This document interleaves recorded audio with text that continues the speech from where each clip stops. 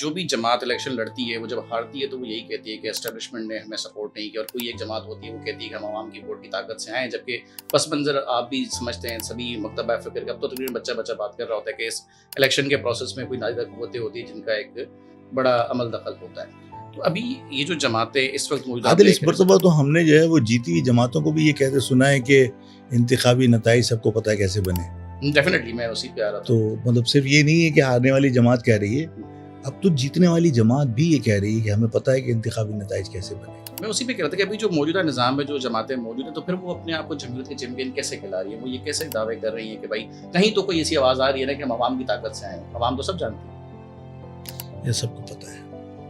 اور مطلب آپ نے کہیں سنا ہے کہ کوئی یہ کہے کہ ہم عوامی ووٹوں سے آئے ہیں اور جمہوریت کے چیمپئن ہیں؟